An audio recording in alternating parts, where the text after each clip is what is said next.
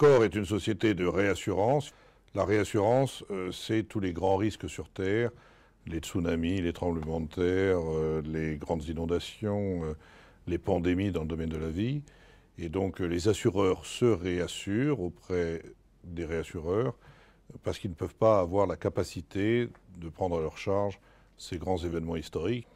Une entreprise performante est celle qui arrive à assumer toutes ses responsabilités vis-à-vis de toutes les parties prenantes de l'entreprise. D'abord ses clients, mais bien entendu son personnel, ses collaborateurs, mais également ses actionnaires. Tout ceci, c'est ce qu'on appelle les parties prenantes directes. Mais au-delà de ça, il faut aussi assumer ses responsabilités vis-à-vis de l'environnement, le respect de la nature, vis-à-vis, bien entendu, de la cité, on est inséré dans une cité, et également dans le domaine de l'éducation et de la formation. C'est des responsabilités extrêmement larges, extrêmement diverses.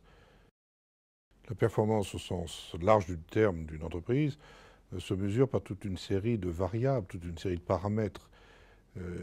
Il serait erroné de croire que l'on va pouvoir trouver une mesure unique, avec une échelle unique et une note. Ce n'est pas comme ça que ceci se passe. C'est un vecteur assez complexe, de variables, de temps en temps qualitatives, de temps en temps quantitatives, qu'il faudra prendre en compte pour pouvoir dire que cette entreprise est plus performante que telle autre, ou, autre mesure, cette entreprise a gagné en performance au fur et à mesure de son développement.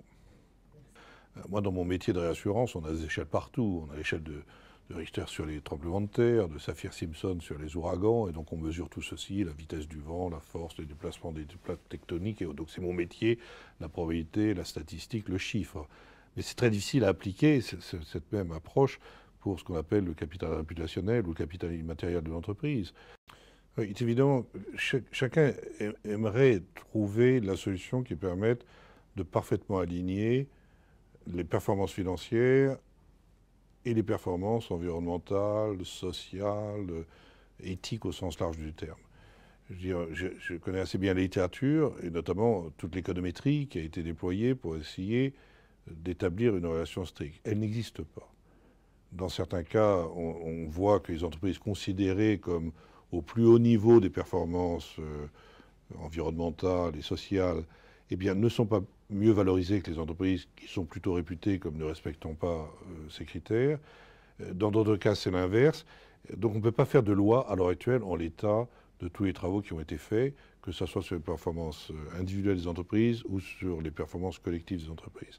Alors vous allez me dire que c'est décevant, parce que ça serait formidable si on pouvait établir qu'une entreprise au plus haut niveau des performances environnementales, en matière de gouvernance ou en matière de respect de tous les critères éthiques, si systématiquement elle était mieux valorisée par le marché que les autres, ça serait une formidable incitation à s'engager dans ces voies-là.